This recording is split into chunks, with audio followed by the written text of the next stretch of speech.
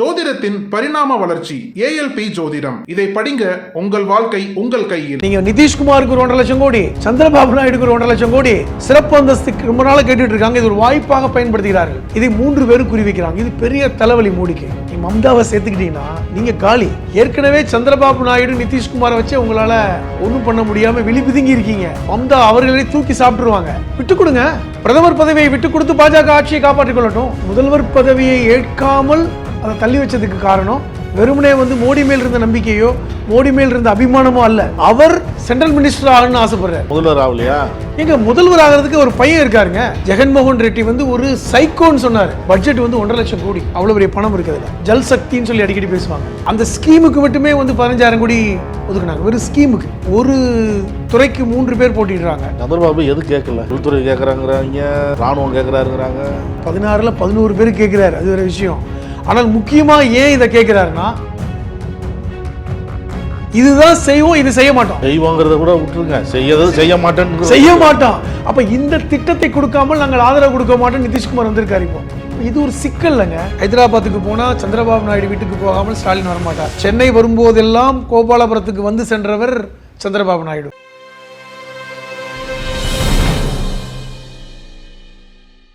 நக்கீரன் நேயர்களுக்கு வணக்கம். இன்று நம்முடன் கருத்துக்களை பகிர்ந்து கொள்ள இணைந்திருக்கிறார் மனிதநேய மக்கள் கட்சியின் மாநில அமைப்பு செயலாளர், எழுத்தாளர் திரு புதுமுடம் கலீம் அவர்கள். வணக்கம் சார். வணக்கம். என்டிஏ கூட்டணி நடந்தது, அதுபோல் இந்த இந்தியா கூட்டணி நடந்தது, அங்கே ஆலோசனை கூட்டம் நடந்தது. அங்கே நிதிஷ்குமார் ஒரு கோரிக்கை வைக்கிறாரு, அதே கோரிக்கை சந்திரபாபு நாயுடும் வைக்கிறாரு, அதே கோரிக்கை மேலும் சிலரும் வைக்கிறாங்க. அதாவது அந்த கேபினெட்டை பிரிச்சுக்கிறதுல அப்படின்னு ஒன்று வருது ஒரு செய்தி. இன்னொன்று, இதனால் பதவியேற்பு விழாவும் தள்ளி போகுது.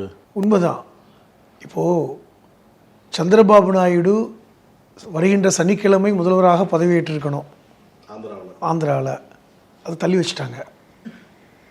என்ன காரணம் சொன்னாங்க, செய்தி சொன்னாங்கன்னா, பிரதமர் மோடி பதவியேற்றதுக்கப்புறம் ஞாயிற்றுக்கிழமை பிரதமர் மோடி பதவியேற்கிறார், அதுக்கப்புறம் நான் பதவியேற்றிருக்கிறேன், அதை 15ஆம் தேதி தள்ளி வச்சுருக்காங்க. ஆனால் காரணம் அதுவல்ல. காரணம் வேறு விதமாக வருகிறது. நீங்கள் சொன்னீங்கல்ல, ஒரு துறைக்கு 3 பேர் போட்டிடுறாங்க. உதாரணமாக இப்போ நிதிஷ்குமாரும் சந்திரபாபு நாயுடு, கர்நாடகாவில் முன்னாள் முதல்வர் குமாரசாமி, அவருடைய எம்பிக்கள் இருக்காங்கல்ல, மதசார்பற்ற ஜனதாதளம், 3 பேருமே பார்த்தீங்கன்னா மினிஸ்ட்ரி ஆஃப் இரிகேஷனுக்கு போட்டிடுறாங்க. அதாவது மினிஸ்ட்ரி ஆஃப் இரிகேஷனுங்கிறது நீர்வளத்துறை. ஏன்னா அது முக்கியமான ஒரு துறை. அதை இதுவரை பார்த்தீங்கன்னா பாஜகவை சார்ந்தவர்கள் தான் இருக்காங்க. குறிப்பாக பீகாரை சார்ந்தவர்களுக்கு இந்த வாய்ப்பு கொடுத்துருக்காங்க. ஷெகாவத்னு ஒருத்தர் இருந்தார், ஒரு ராஜஸ்தானை சார்ந்தவர். அதுக்கு முன்னாடி ராதா சிங்னு ஒருத்தர் பீகாரை சார்ந்தவர் இருந்தாங்க. அந்த துறையை ஏன் இது பண்ணுறாங்கன்னா, அந்த துறை ஒரு முக்கியமான துறை. காரணம் நீர் மேலாண்மை என்பது இன்றைக்கி நீர், அது ஆறுகளுடைய பங்கீடாக இருக்கட்டும், நீர் பங்கீடாக இருக்கட்டும். அது மட்டும் இல்லாமல் பார்த்திங்கன்னா விவசாயத்துறை. ஒரு காலத்தில் விவசாயம், இந்த நீர்வளம் எல்லாம் ஒன்றா தான் இருந்துச்சு. இன்றைக்கி தான் அந்த விவசாயத்தை பிரிச்சுட்டாங்க. இது விவசாயத்துறை ஒன்று தனியாகவும் நீர்வளத்துறை ஒன்று தனியாகவும் 2 அமைச்சரவை கொடுத்துட்டாங்க. இருந்தாலும் இந்த 2 அமைச்சரவையுமே இன்றைக்கி சந்திரபாபு நாயுடு கேட்குறாரு. காரணம், ஆந்திராவை நாங்கள் சந்திரபாபு எது கேட்கல? இல்லை, உள்துறை கேட்குறாங்கிறாங்க, ராணுவம் கேட்குறாருங்கிறாங்க. எத்தனை பேர் தான் கேட்குறாருங்க?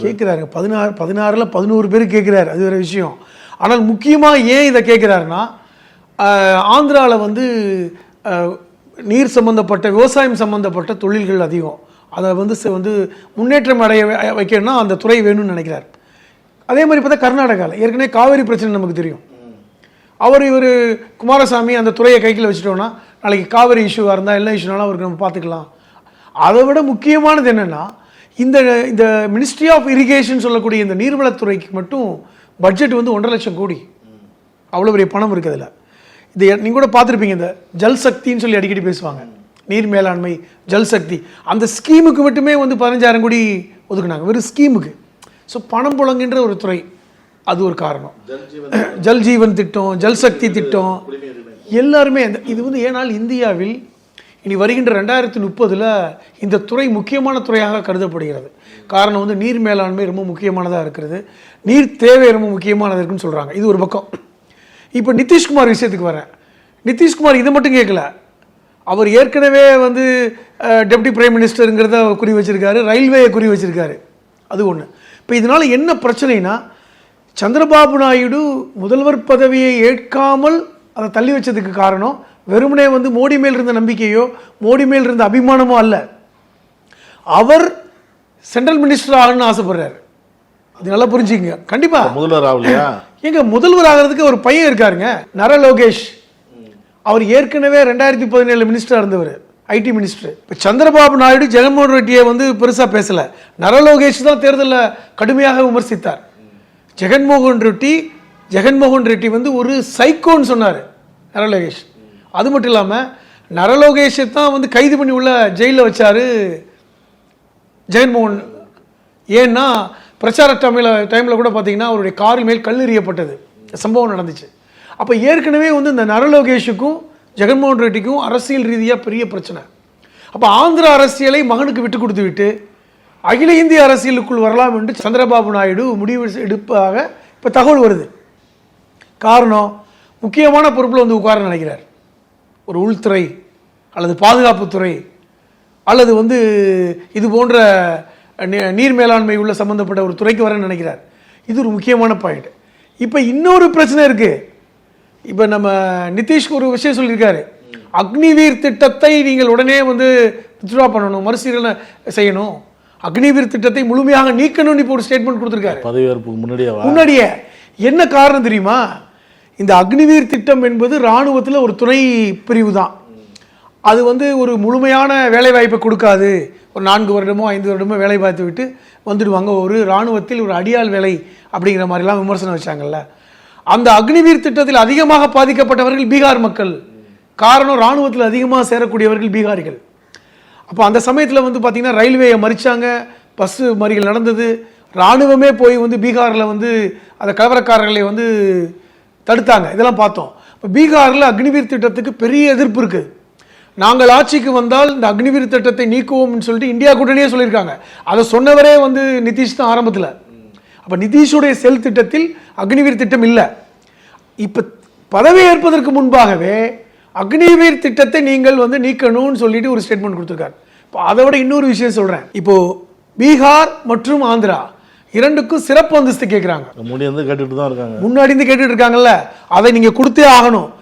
இப்போ டிமாண்ட் வைக்கிறாங்க பாருங்க. வெறுமனே வந்து கேபினட் மினிஸ்டர் மட்டும் கேட்கல, டிமாண்ட் எங்க மாநிலத்துக்கு நீங்கள் சிறப்பு அந்தஸ்து கொடுங்கிறது ஒரு டிமாண்ட். நீங்க சிறப்பு அந்தஸ்துனா வெறுமனே இல்லை, கிட்டத்தட்ட 1.5 லட்சம் கோடி ரூபாய் நீங்க முதல்ல கொடுக்கணும், நிதியை கொடுத்தாகணும். நீங்க நிதிஷ்குமாருக்கு ஒரு 1.5 லட்சம் கோடி, சந்திரபாபு நாயுடுக்கு ஒரு 1.5 லட்சம் கோடி, 2 பேருக்கும் கொடுத்தா தான் அவர்கள் கேபினட்டுக்குள்ளே வருவாங்க. சிறப்பு அந்தஸ்து ரொம்ப நாளாக கேட்டுட்டு இருக்காங்க. இது ஒரு வாய்ப்பாக பயன்படுத்துகிறார்கள். அப்போ இந்த சிறப்பு அந்தஸ்து கொடுத்துட்டாங்கன்னா நாங்கள் அந்த 1.5 லட்சம் கோடியை பயன்படுத்திக்கிறோம்னு சொல்லி முடிவு பண்ணிட்டாங்க. ஒன்று பார்த்துக்கொள்ளுங்கள். 2வது, இந்த அக்னிவீர் திட்டம் நீக்கப்படணும். 3வது, இந்த கேபினட் முக்கியமாக விவசாயத்துறையை கேட்குறாங்க. விவசாயத்துறையில் பெரிய பட்ஜெட் கொடுக்கப்பட்டிருக்கிறது. இதை 3 பேரும் குறிவைக்கிறாங்க. இது பெரிய தலைவலி மோடிக்கு. 4வது, இப்பொழுது வந்து சந்திரபாபு நாயுடு தன்னுடைய பதவி ஏற்பு விழாவையை தள்ளி வைத்தது என்பது மோடிக்காக அல்ல, தன்னுடைய மகன் நர லோகேஷை முதல்வராக கொண்டு வந்துவிட்டு இவர் கேபினட்டுக்குள்ள வரணும்னு நினைக்கிறார். நம்பர் 2 வரணும்னு நினைக்கிறார். ஏன்னால் நம்ம தான் அடுத்த பெரிய கட்சி. அப்போ நம்பர் 2 வரணும். ஏன்னால் இவர் நிதிஷையும் போய் பிரதமராக நடந்துக்கலாம். ஆமாங்க, இவர் நிதிஷையும் நம்புவாரான்னு சொல்ல முடியாதுல்ல. ஏற்கனவே நிதிஷை பற்றி தெரியும். கடந்த 10 வருடங்களில் 5 முறை எங்கேயும் போனவர். அதனால் நிதிஷையும் சந்திரபாபு நாயுடு நம்புவாரான்னு தெரியாது. அதனால தான் இப்போ என்ன பேச ஆரம்பிச்சிருக்காங்க, இப்போ நிதிஷும் சந்திரபாபு நாயுடு இல்லாமல் மற்றவர்களை இழுக்க முடியுமான்னு இன்னைக்கு பாஜக பார்க்குறாங்க. இந்தியா கூட்டணியில் யாராவது இழுக்க முடியுமா? ஆனால் ஒரு விஷயம் தெரிந்து கொள்ளுங்கள், அஜித் பவார் தெளிவாக சொல்லிட்டார், நாங்கள் வந்து இப்போ மினிஸ்ட்ரியில் பங்கு எடுக்க போகிறதில்ல. அங்கே தெளிவாக போயிடுச்சு. காரணம், அங்கே மகாராஷ்டிரா தேர்தல் வருது. ரொம்ப தெளிவாக இருக்காங்க. அஜித் பவாரும் தேசியவாத காங்கிரஸ் தலைவர் இருக்கார்ல, அவங்க 2 பேரும் பிரதர்ஸ் தானே, அவங்களுக்குள்ள அண்டர்ஸ்டாண்டிங் இருக்குது. அவர் ஏற்கனவே 12,000 கோடி ஊழலை தப்பிக்கிறதுக்கு வந்தவருங்க. இனி அது பிரச்சனை இல்லை அவருக்கு. ஸோ திருப்பி சேர்ந்துருவாங்க. அதே போன்று தான் வந்து அந்த சிவசேனாவோட உடைப்பு, அங்கேயுமே அந்த சிக்கல் இருந்தது. அவங்க 7 பேர் இருக்காங்க எம்பிக்கள். 7 பேருமே எங்களுக்கு மினிஸ்ட்ரி வேணான்னு சொல்கிற அளவுக்கு போயிருக்காங்க. இப்போது நாங்கள் வெளியே இருந்து ஆதரவு கொடுக்குறோன்னு. காரணம், அவர்கள் எப்பொழுது வேண்டுமானாலும் சிவசேனையோடு சேர்ந்து கொள்வார்கள். இப்போ இந்த சிக்கல் இப்போ இருக்குது. இப்போ நீங்கள் உதிரி கட்சியை சேர்க்கணும். தெளிவாக பஸ்வானுடைய மகன் பீகாரில் இருக்கார்ல, பஸ்வான் முன்னாள் மத்திய அமைச்சர், அவருடைய மகன் சொல்லிட்டார், எங்களுக்கு மந்திரி பதவி கொடுத்தா தான் நாங்கள் சேருவோன்னு. அவங்க மொத்தமே 4 பேர் தான் எம்பி, தெளிவாக சொல்லிட்டாங்க. இப்போ இந்த 1-2 பேர் இருக்கவங்கலாம் மந்திரி பதவி கேட்குறாங்க. அப்போ இந்த சிக்கல் கூடிக்கிட்டு கொண்டே போயிடுது. அதனால தான் இப்போ இன்னொரு விஷயத்தை முக்கியமாக நிதிஷ்குமார் கிளப்பியிருக்காரு. குறைந்தபட்ச செயல் திட்டத்தை நீங்கள் கொண்டு வாருங்கள். அதாவது அடுத்த 5 வருஷத்துல என்ன செய்வான். ஆமாம், உங்களுக்கு ஞாபகம் இருக்கும்னு நினைக்கிறேன், வாஜ்பாய் காலத்தில் ஜெயலலிதா அவர்கள் வந்து ஆட்சியை கவிழ்த்ததுக்கப்புறம் திமுக பாஜகவோட சேர்ந்து ஆட்சி அமைச்சாங்கல்ல. அப்போ வந்து முதல்வராக இருந்த கலைஞர் கருணாநிதி அவர்கள் என்ன சொன்னாங்க, குறைந்தபட்ச செயல் திட்டத்தை கொண்டு வந்தால் நாங்கள் ஆதரவு பண்ணாங்க. அதே போன்று பாஜக குறைந்தபட்ச செயல் திட்டத்தை கொண்டு வந்தது. இதுதான் செய்வோம், இது செய்ய மாட்டோம், இது மட்டும் தான் செய்வோம். செய்வோங்கிறத கூட விட்டுருங்க, செய்ய மாட்டேன்னு. அப்ப இந்த திட்டத்தை கொடுக்காமல் நாங்கள் ஆதரவு கொடுக்க மாட்டோம் நிதிஷ்குமார் வந்திருக்காரு. இப்போ இது ஒரு சிக்கல் இல்லைங்க.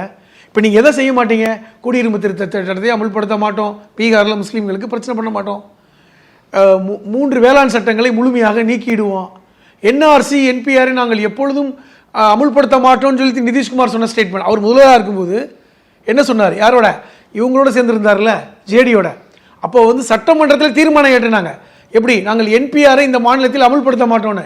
இப்போ என்ன பண்ண போகிறாங்க, அது ஒரு சிக்கல் இருக்கிறது. அப்போ இந்த என்பிஆர் கூட நீங்கள் முழுமையாக அமுல்படுத்த முடியாது, என்ஆர்சியை கொண்டு வர முடியாது, சிஏஏ சட்டத்தை நீங்கள் அமுல்படுத்த முடியாது. அப்போ இப்படி சிக்கல் இருக்கும் பொழுது இந்த குறைந்தபட்ச செயல் திட்டத்தில் இதெல்லாம் கொண்டு வரணும் அப்படின்னு நிதிஷ்குமார் கேட்குறார். பதவி ஏற்கலைங்க, இன்னும் வந்து பிரதமர் மோடி பதவி ஏற்கலை, அதற்குள்ள இவ்வளவு சிக்கல் இருக்கிறது. இதுக்கு எல்லாத்துக்கும் நீங்கள் ஒத்துக்குங்க, அப்பதான் நாங்கள் வந்து ஒத்துக்கொள்ளுவோங்கிற இடத்துக்கு வந்திருக்காங்க. இது மிகப்பெரிய சிக்கல், எல்லாத்துக்கும் ஒத்துக்கொண்டே ஆக வேண்டும்.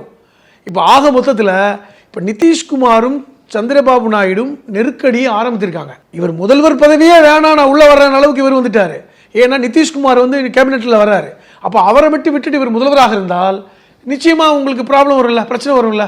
அதனால சந்திரபாபு நாயுடும் கேபினெட்டுக்குள்ள வர்றாரு, முதல்வர் பதவியை ஏற்காமல். இதுதான் இன்றைய நிலைமை. பேசும்போது சொன்னீங்க, இவங்க ஒவ்வொருத்தரும் ஒவ்வொரு டிமாண்ட் வச்சுக்கிட்டே போகிறாங்க, பெரிய தலைவலியாக இருக்குது, அதனால் இந்தியா கூட்டணியிலேருந்து யாராவது இழுக்கலாமா அப்படின்னு பாஜக ஆலோசனை செய்யுது அப்படின்னு சொல்கிறீங்க. நேற்று இந்தியா கூட்டணி ஆலோசனை கூட்டத்தில் மம்தா கலந்துக்கல. ஒன்று தெரிந்து கொள்ளுங்கள், ஜூன் 1 வந்து மீட்டிங் நடக்கும்போது கூட நான் கலந்து கொள்ள மாட்டேன்னு சொல்லிட்டு அப்போ வந்து தேர்தல் நடக்கிறதுனால, கடைசி கட்ட தேர்தல், இப்போ வந்து அவர் அவர் காரணம் அவருடைய கட்சியிலேருந்து போய் கலந்துருக்காங்க, அவர் தான் கலந்துக்கல. ஒன்று. ரெண்டாவது, வாய்ப்பு இருக்கலாம், அரசியல் எதுவும் நடக்கலாம். ஆனால் வெஸ்ட் பெங்காலை பொறுத்தவரை மிகப்பெரிய நெருக்கடியை பாஜக அவருக்கு கொடுத்துச்சு, சும்மா இல்லை. வேறு எந்த மாநிலத்திலையும் பாஜக இவ்வளோ ஒரு மோசமான நெருக்கடி. சந்திரபாபு நாயுடுக்கும் நெருக்கடி கொடுத்தாங்க, தாங்க சொல்கிறேன். திருப்பி அவர் போகல. அதனால தான் சொல்கிறேன், இப்போ மம்தா வந்து பிரதமர் பதவியே கேட்குறாரு. நீங்கள் 30 எம்பி இருக்காங்க, எங்க 16 எம்பி இருக்கிறவர் இவ்வளோ டிமாண்ட் பண்ணுறாரு, 30 எம்பி வச்சுருக்காங்க, எவ்வளோ டிமாண்ட் பண்ணுவாங்க? பிரதமர் பதவி கேட்க மாட்டாங்களா மம்தா? மம்தா ஏற்கனவே கேட்டவங்க தான். ஏற்கனவே இந்தியா கூட்டணியை அவங்கள வந்து செயல்படுத்தணும்னு நினைச்சு முன்னெடுக்கணும்னு சொன்னாங்க. குறைந்தபட்சம் அவர் ஏற்கனவே ரயில்வே மினிஸ்டராக இருந்தவர், கேபினெட்டில் இருந்தவங்க காங்கிரஸில், அவர்களுக்கு அனுபவம் ஜாஸ்தி, தொடர்ச்சியாக முதல்வராக இருக்கார். ஏன் பிரதமராக இருக்க முடியாது? பிரதமர் மோடிக்கு எந்த வகையில் அவங்க குறைஞ்சு போயிட்டாங்க கேட்பாங்கல்ல. விட்டு கொடுங்க, பிரதமர் பதவியை விட்டு கொடுத்து பாஜக ஆட்சியை காப்பாற்றிக் கொள்ளட்டும். அது நடக்குமா? ஏன்னா அவர் 2ஆம் நம்பர் 2 போய் இருக்க மாட்டாங்க மம்தாவை பொறுத்தவரை. பிரதமராக போயிருந்தால் ஆச்சரியப்படுறதுக்கு இல்லை. இப்போ இது மொத்தத்தில் என்ன ஆகும், இன்னும் பாஜகவை குழி தோண்டி புதைக்கிற விஷயம்தான். நீங்கள் மம்தாவை சேர்த்துக்கிட்டீங்கன்னா நீங்கள் காலி, அதில் மாற்றமே இல்லை. ஏற்கனவே சந்திரபாபு நாயுடு நிதிஷ்குமாரை வச்சு உங்களால் ஒன்றும் பண்ண முடியாமல் விழிப்புதுங்கி இருக்கீங்க. மம்தா அவர்களே தூக்கி சாப்பிட்ருவாங்க. அதனால் வந்து மம்தாவை சேர்க்க மாட்டாங்க. சேர்த்தால் இந்த உதிரி கட்சிகள் இருக்குது பார்த்தீங்களா, 3 இடம் 4 இடம், சின்னதை உடைக்க முடியுமா? இவர்களை சில்லறையாக சேர்த்து போட்டோன்னு நடக்கலாம் இல்லையே. மம்தாவை போன்றவர்களை சேர்த்தால் ஆபத்து பாஜகவுக்கு தான், அதில் மாற்றமே இல்லை. அதனால் இப்போ வந்து நிதிஷ்குமாரோடைய டிமாண்டு, சந்திரபாபுடைய டிமாண்டை நிறைவேற்றுவதை தவிர பாஜகவுக்கு ஒரு வழி இல்லை. அது புரிஞ்சுக்கங்க. நிதிஷ்குமார் என்ன கேட்குறாரோ அந்த டிமாண்டை நீங்கள் நிறைவேற்றி ஆகணும். சந்திரபாபு நாயுடு என்ன டிமாண்ட் வைக்கிறாரோ அதை நீங்கள் நிறைவேற்றி ஆகணும். ஆமா இல்லைங்கிறது அடுத்த விஷயம். இப்போ குறைந்தபட்சம் வந்து இந்த குறைந்தபட்ச செயல் திட்டத்தை கொடுக்க வேண்டிய கட்டாயத்தில் நீங்கள் இருக்கிறீர்கள். கொஞ்சம் கொஞ்சமாக பாரதிய ஜனதா கட்சியும் மோடியும் தங்களை மைனாரிட்டியாக வெளிப்படுத்துகின்ற காட்சியை நம்ம பார்க்குறோம். அதுதான் முக்கியம்.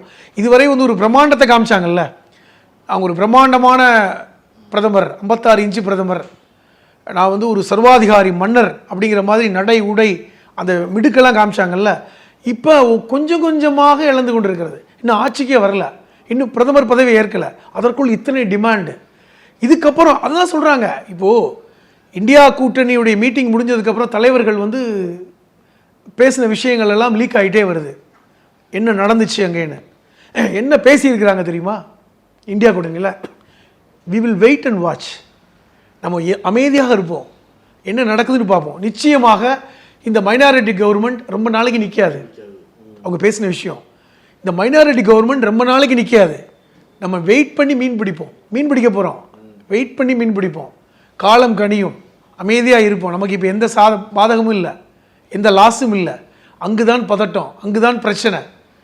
அவர்களுடைய காட்சி மாறும், எல்லாரும் ஓடி வருவாங்க, அப்பொழுது நாம் அரவணைப்போம் அப்படிங்கிற இடத்துக்கு வந்திருக்காங்க. இப்போ அமைதியாக இருக்கிறது, இப்போ பதட்டம் எல்லாமே பாஜக கூடாரத்தில் தான். மோடிக்கு தனிப்பட்ட முறையில் பதட்டம், பிரதமராக இருக்க முடியுமான்னு. கூட்டணியில் நம்பர்ஸ் இல்லை, கூட்டணியில் இருக்கின்ற பெரும் அந்த ஆட்கள் வந்து அன்ஃபார்ச்சுனேட்லி சாதாரண நபர்கள் இல்லை. சந்திரபாபு நாயுடு சாதாரண நபர் இல்லை, அவர் இன்னும் தன்னுடைய முகத்தை, உண்மையான முகத்தை காண்பிக்க வேண்டும். அதனால் வந்து இது வெயிட் அண்ட் வாட்ச் என்பது இந்திய மக்களுக்கான வார்த்தைன்னு நான் பார்க்குறேன். இது வந்து இப்பொழுது மக்கள் வந்து பதட்டப்படாமல் பார்க்க வேணும். ஏன்னா பதட்டப்பட்டாங்கல்ல. ஏன்னால் பாரதிய ஜனதா கட்சி 2019 2024 வரை ஒரு அச்சத்தை விதைத்தாங்க. சிறுபான்மை மக்களுக்கான அச்சம், புல்டோசரை கொண்டு அச்சம், எல்லாத்தையும் அச்சத்தை தானே விளைவித்தாங்க. போலரைசேஷன், அச்சம், பிரிவினைவாதம் மற்றும் பயம், இது ரெண்டையும் தான் விதைச்சாங்க. இந்த பிரிவினைவாதம் மற்றும் பயம் இப்பொழுது வந்து முடிஞ்சு போய்விட்டது. இப்பொழுது அவர்களுக்குள் தான் பிரிவினைவாதம், பயம் திரும்பி ரிவர்ஸ் ஆகிடுக்கு.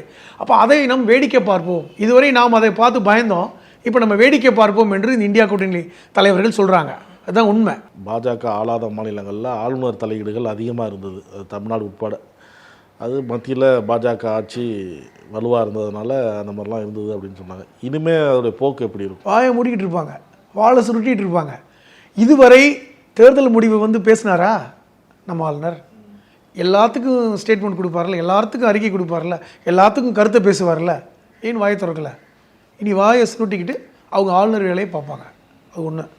ஏனென்றால் இன்றைக்கி வந்து மைனாரிட்டி கவர்மெண்ட்டு, நீங்கள் ஒன்றுமே பண்ண முடியாது. இன்னொரு கோணத்திலே சொல்கிறேன், சந்திரபாபு நாயுடு அவர்களும் முதல்வர் ஸ்டாலின் அவர்களும் நெருங்கிய நட்பு வட்டத்தில் இருப்பவர்கள். இதை கோடிட்டு காமிக்கிறேன், நெருங்கிய நட்பு. ஹைதராபாத்துக்கு போனால் சந்திரபாபு நாயுடு வீட்டுக்கு போகாமல் ஸ்டாலின் வரமாட்டார். சென்னை வரும்போதெல்லாம் கோபாலபுரத்துக்கு வந்து சென்றவர் சந்திரபாபு நாயுடு. அதான் ஸ்டாலின் அவர்கள் பேட்டியில் சொன்னார்ல, என்னுடைய தந்தையுடைய நெருங்கிய தோழர்னு. அதான் முக்கியம். அவருடைய சொல்ல, என்னுடைய தந்தையுடைய நெருங்கிய தோழர்னா குடும்ப ரீதியாக நாங்கள் பழக்கம்னு அர்த்தம். அப்படிப்பட்ட ஒரு உறவு இருக்கிறது. இப்போ இந்தியா கூட்டணிக்கு போயிட்டு வரும்போது அவர் இந்தியா கூட்டணிக்கு அவர் போய் ஏர்போர்ட்டில் இருந்து சந்தித்து பேசின ஃபோட்டோஸ் பார்த்தோம். அது ஒரு நட்பு வட்டத்தில் இருக்குது. அப்போ இப்படி ஒரு நெருங்கிய தொடர்பு இருக்குது. இன்றைக்கி பவர் சென்டர் சந்திரபாபு நாயுடு. எப்படிங்க வாய் திறப்பார் ஆளுநர்? திறப்பாரா? ஆளுநர் வெகு சீக்கிரமாக மாற்றப்படுவார். நான் சொல்கிறேன், எழுதி வச்சுக்கங்க. தமிழக ஆளுநர் ஆர்.என். ரவி வெகு சீக்கிரம் தமிழ்நாடை விட்டு மாற்றப்படுவார். இதுதான் கூடிய விரைவில் நடக்கிற செய்தி. கருத்துக்களை பார்க்கிறது நன்றி சார். நக்கீரன் டிவிக்கு சப்ஸ்கிரைப் செய்யுங்கள். உங்கள் ஆதரவே எங்கள் பலம். ஆசிரியர்களுக்கு நண்பனாகவும் மாணவர்களுக்கு ஆசானாகவும் திகழும் தேர்வு வழிகாட்டி. ஒவ்வொரு பாடத்திற்கும் அனுபவமிக்க ஆசிரியர்களின் துல்லியமான தெளிவான விடைகள். CNC இருக்கு, தேர்வு பயம் எதற்கு? இது தீரன் பப்ளிஷிங் ஹவுஸ் விற்பனை வெளியீடு.